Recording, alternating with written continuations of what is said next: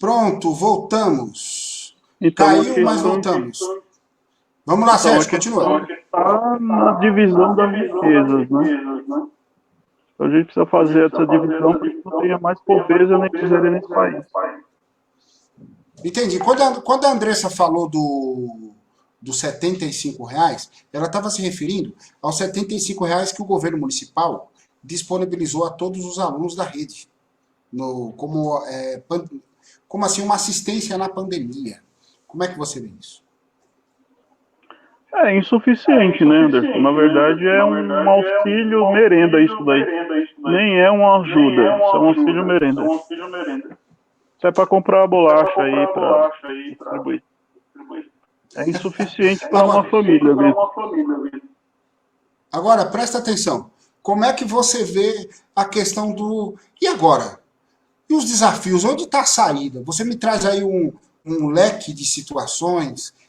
Teve avanços do ECA, isso é fato. Você, inclusive, nos traz aqui, mas só que ao mesmo tempo você traz elementos que nos remete a filosofar aí do mínimo umas 4, 5 lives. Onde Verdade. está a saída, Galvão? Então vamos lá. Primeira coisa, são coisas que a gente deve pontuar e estudar com calma e com tranquilidade. Primeiro, segurança pública. A gente precisa discutir o papel da polícia nas abordagens. Precisamos discutir a questão de letalidade, criminalização da pobreza e racismo. Então é necessário fazer com que a polícia use o protocolo da segurança, né? Então não adianta nada colocar 1 milhão de policiais na rua, sendo que a questão da criminalização da pobreza, dos pobres, né, ver os negros como criminoso, a gente não vai caminhar muito na questão de segurança pública. E em todas as lives, em todos os programas de governo, eu não vejo isso em pauta, né? Eu não vejo, porque o policial hoje entra na favela de um jeito e entra na classe rica de outro, na mansão de outro, né? Então a gente não vê isso. Outra coisa que se deve pactuar é a questão dos processos judiciais que ainda são muito lentos na vara da infância e da juventude, né? Na vara da infância e da juventude, exatamente. Por quê? Porque é muita demanda para dois promotores, né? Às vezes a comarca nem tem que levar para outra cidade. Então, para você ter uma ideia, quando você entra com uma ação que envolve criança e adolescente, não deve demorar muito tempo, tem que ser rápido. Tem coisas que 3, 4, 5 anos e que tem que ser resolvida agora, naquela semana, às vezes naquele mesmo dia, naquele mesmo ato. Então, isso é preciso dar condições para que os promotores públicos possam exercer sua função de uma forma mais eficiente e muito mais rápida. E aquilo que se seja realizado como lei, não apenas como encaminhamento de ações, né? Mas como lei mesmo. Precisa. Então, por exemplo, falta de vaga, não conseguiu, problema do gestor. Se não tem na vaga pública, tem que pagar na particular. Quem deve encaminhar isso é o Ministério Público, é o promotor. Agora, se você não tem na cidade promotor, fica praticamente impossível realizar essa ação política, né? Se você não tem naquela cidade lá um promotor que elabore um parecer, que elabore um encaminhamento para que a mãe consiga a creche, quem vai conseguir?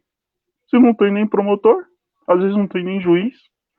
Então, as demandas, essa questão da judicialização dos direitos da criança e do adolescente, precisa se tornar muito mais ágil, muito mais rápido do que a gente imagina. Outra questão, a evasão escolar é muito grande ainda. Hoje, 98% das crianças e adolescentes têm acesso à escola, mas não permanece. Muitos estão desistindo. Então, o que, que tem que ser discutido? A questão da problemática da evasão escolar. Não adianta você colocar e o adolescente não ficar. Então, você tem que rever o papel da escola pública. Fazer uma escola pública produtiva, não fazer uma escola pública integral do dia para a noite. Muitas escolas aqui da região aqui do Grande ABC fizeram essa mudança desse processo de se tornar integral, mas você vê que as escolas estão caindo aos pedaços. Não tem estrutura alguma para você colocar um adolescente o período integral. Às vezes nem alimentação adequada tem, nem sala, nem número de vagas tem para você colocar um aluno de manhã e ele ficar à noite, e às vezes não tem nem professor, porque professor está faltando muito, professor ele tem um problema de ter os capacitados, né, os categorias O e etc e tal. Então, não adianta você colocar um aluno para ficar o dia inteiro enchendo linguiça. Não dá. Você tem que ter uma formação escolar de qualidade, pública, gratuita e de qualidade. Então, a questão da evasão escolar é algo que a gente precisa ser debatido dentro dos movimentos sociais. Por que que não está? O que está acontecendo lá dentro? Quando é que a última vez que os movimentos sociais participaram das ações da escola? Os diretores devem ser eleitos por voto direto, por que não? Com a participação da sociedade. Quando a escola pública não envolve a comunidade, dá problema. Que aí você vai ter dentro das salas da direção piso de mármore branco e dentro do banheiro da escola pública você vai ver completa destruição. Você quer ver se a E escola... fora os cabides, não contando você, fora como cabide de emprego, né? Essa questão do cabide de Você quer emprego. ver como a escola pública é boa? Visite o banheiro da escola pública. Se você conseguir entrar, a escola é razoável. Porque grande parte da escola pública não tem sequer papel higiênico, Anderson. É uma destruição completa, é um sucateamento da escola pública. E a ideia é privatizar. Fazer a escola com o valor mais baratinho aí e dizer que é de qualidade. Isso não existe. Outra questão que a gente precisa tomar muito cuidado é a questão da ausência de vagas em creche, que é muito grande, principalmente aqui em São Bernardo do Campo e no Grande ABC. E aí a gente tem condições de fazer diferente. Se você pega o exemplo de Cuba, em toda a garagem é uma escola pública, é uma creche. Né? Então a gente precisa tornar a creche mais acessível. Pode ser através das conveniadas com as instituições. Se tem conveniada com a igreja, por que que não pode ter conveniada com os sindicatos? Qual o problema disso? Por que que não pode ter conveniadas com as ONGs, com as entidades? Pode também, né? Desde que seja criado condições de fiscalização efetivas, é possível. Criar um protagonismo na escuta das políticas, que eu já venho falando aqui. Não adianta você criar política pública se você não consulta quem vai usar. E hoje o jovem, o adolescente e até mesmo a criança, ela é consumidora. E como consumidor, ela também paga taxa, porque o aluno que está na escola, ele compra uma coxinha na escola, aquela coxinha, aquele salgadinho, aquele chiclete, também tem imposto. Imposto que deveria voltar para ele mesmo, né? Para as políticas públicas da rede de proteção dele mesmo. Que não volta, né, Anderson? A gente sabe que na prática não volta. Outra coisa, a gente precisa atrelar a qualidade de vida da família, ao direito da família, ela deve estar ligada ao direito da criança e do adolescente. Não adianta você querer dar condições de dignidade à criança se você não dá condições de dignidade à família da criança. Então ela está interligada. Isso quem fala é o movimento do SUAS, da assistência social desse país. Então, quando você pega um problema de uma criança, você primeiro deve consultar como é que está a família dela, como é que está a relação de moradia, de habitação daquela família, de segurança, de alimentação adequada. É toda uma série de rede de proteção mesmo, como você falou, né, Anderson? Então, se a gente cuida da criança e do adolescente e não cuida da família, a gente está criando um outro problema. A gente pode estar criando uma outra violação de direito, porque a criança está protegida, mas a família está em extrema vulnerabilidade social. Outra coisa, a deficiência no atendimento do SUS, do Sistema Único de Saúde. Será que a criança ela ainda tem prioridade no atendimento nos hospitais, nas UPAs, nos hospitais aí que cuida da questão da violência contra a criança? Né? A gente viu aí esse bando doido aí, demente mental, aí, querendo que uma criança de 10 anos tivesse filhos, né? Um absurdo isso. Pleno século XXI, as pessoas querendo que uma menina de 10 anos ainda fosse mãe. né, sabendo que ela corria risco de vida e não querendo que a criança abortasse. Um absurdo. Coisas assim do período medieval, né, Anderson? Então a gente precisa criar uma política pública diferenciada no SUS que dê o atendimento, a valorização da criança e do adolescente como prioridade. Até porque o corpo da criança, o corpo do adolescente, ele precisa de muito cuidado, precisa de muito esclarecimento.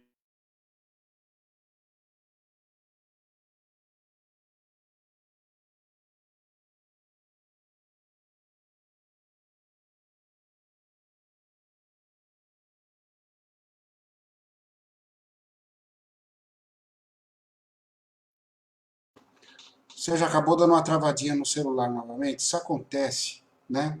No equipamento, principalmente quando tem grande quantidade à noite, grande quantidade de lives acontecendo. A gente tem tido esse problema já por 2 vezes, né? A questão da internet cair, né? Por diversos aspectos, congestionamento, etc. e tal.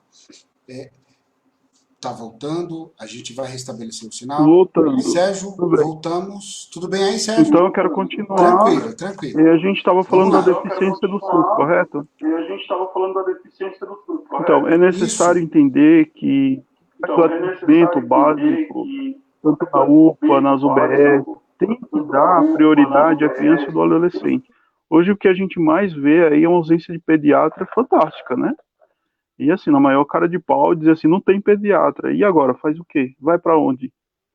Aí não vai para lugar nenhum, não encaminha para lugar nenhum e fica aquela coisa de joga para cá, joga para lá, vem tal dia, vem no outro dia. E algumas UBSs falam, mas não está no dia de consulta, não tá marcando consulta. Nunca vi isso. Se é um direito à saúde que nós temos, como é que não está marcando consulta? Tem que marcar, que é um direito marcar, né? Então, tem todos esses desafios aí que envolve aí essa questão do SUS, que é uma outra lei que vem trazer muito benefício para nós. A gente veio aí na pandemia que se não fosse o SUS muita gente estava morta, né, Anderson? E essa política maldita aí do corte de orçamento que a gente teve aí nesse governo Bolsonaro, desse governo Temer-Bolsonaro, né? Que eu digo que é o mesmo. Praticamente não mudou absolutamente nada, né? Saímos de um vampiro para um monstro. Né, que houve o corte de gastos do orçamento das questões públicas, né, que envolve educação, saúde, por um grande período de tempo e que acaba nos afetando a vida de milhares de brasileiros aí em todo o nosso país querido aí, né, Anderson? Então a gente vê essas ações como futuros desafios, né, que a gente precisa, se a gente conseguir isso, estabelecer isso, né, que a polícia ela cumpra o papel dela de proteção, não apenas de repressão. Se a gente tiver um Ministério Público eficiente, a gente consegue muitas conquistas. Se a gente conseguir bater a evasão escolar, a gente consegue muitas conquistas.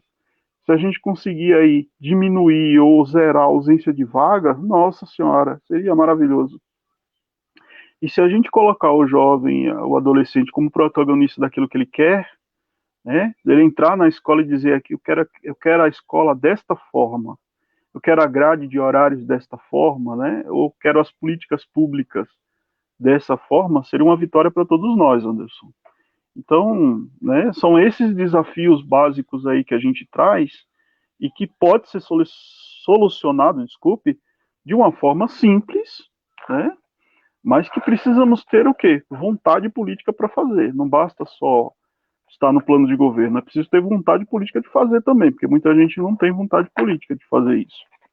Fica achando que o ECA é apenas para defender bandidinho, né? E que a gente vê que, superficialmente, em pouco tempo de conversa que a gente teve aqui, a gente abordou vários caminhos aí que envolvem o ECA em toda a sua plenitude, né? Nossa, assim, é incrível, porque, puxa vida, é aquilo que você falou no começo. Nós estamos no século XXI e a gente ainda está discutindo maltratos a jovens, principalmente meninas, no Brasil, né? A gente ainda tem muita coisa ainda para fazer, né?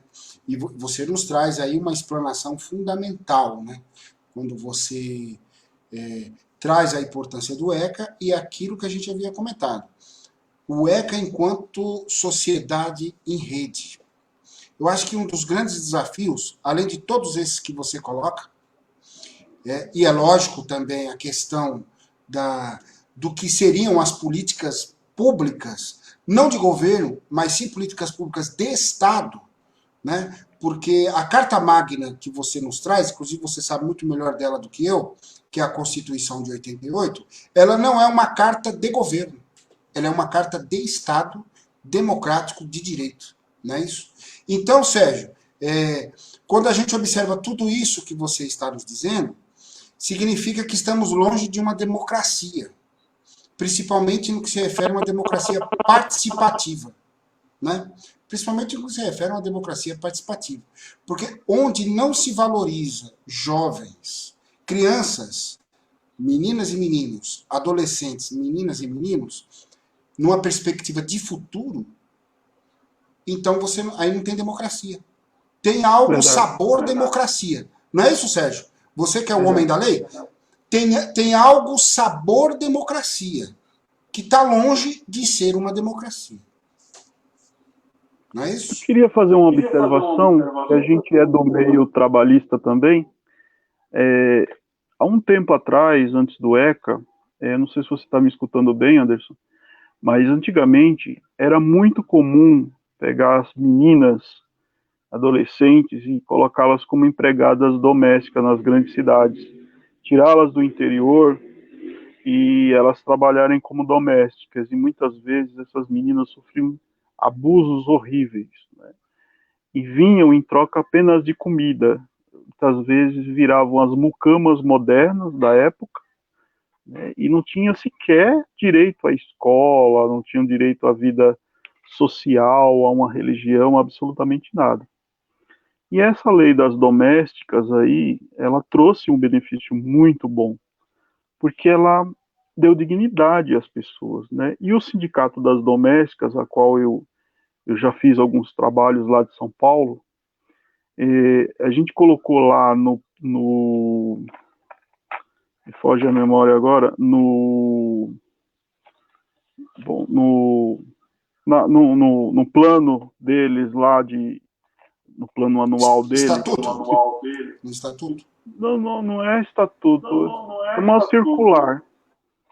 Uma circular de que só podem, por lei, ser contratadas a partir dos 18 anos, né? Principalmente entre as imigrantes, que foi uma conquista muito boa da comissão.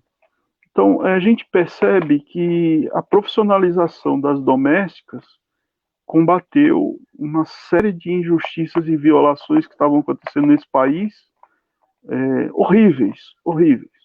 Então, essas meninas eram arrancadas do seu próprio lar, muitas vezes não tinham direito a visitar seus familiares, seus pais, vinham de cidades do interior para grandes cidades, e ali sofriam vários tipos de violações, abusos sexuais, apanhavam, não tinham acesso à alimentação adequada, muitas vezes só depois que os patrões se alimentavam. E a gente vê que a luta pelos direitos da criança, essa rede de proteção social que a gente tem, ela deve ser ampliada. Até porque quando a gente não dá dignidade ao menor, né, eu não gosto muito dessa palavra menor, porque menor a gente não vê como uma pessoa, mas como algo que é abstrato, como objeto. Mas quando você dá condições da dignidade, você tem uma sociedade até melhor. Então, esse é o nosso sonho, de ter uma sociedade justa, de ter uma sociedade equilibrada, da gente ter os mesmos direitos, né? A gente que tem um viés socialista, a gente não quer a divisão da miséria, a gente quer a divisão da riqueza, a gente não quer que todo mundo seja pobre, a gente quer que todo mundo seja rico, que tenha as mesmas condições, né? Nem que isso venha através de lei, através de muita luta, através ou até mesmo de uma revolução, quem sabe. Mas a gente sonha em um país melhor, e a lei vem justamente para isso, para mudar uma concepção, uma ideia, muitas vezes uma cultura. Então o ECA, ele tem esse objetivo de mudar, de olhar o outro, de olhar a criança, de olhar o adolescente como pessoa. Antes era visto como um ser em miniatura, né? E agora o ECA, ele vê como pessoa, como cidadão, como alguém que contribui, como alguém que soma, como alguém que tem o direito de chorar, como alguém que não precisa passar pelo processo de aprendizagem através de tortura.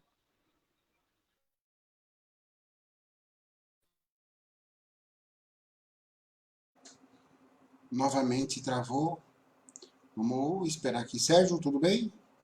Mas enquanto isso, eu gostaria de agradecer a participação de todos e todas, né, na nossa live. Né? É sempre bom discutir, é sempre bom debater. E debater o ECA no dia de hoje, especialmente no dia de hoje, ele é fundamental. Né? Ele é fundamental, principalmente ao ouvir tudo isso que o Sérgio Galvão está nos trazendo.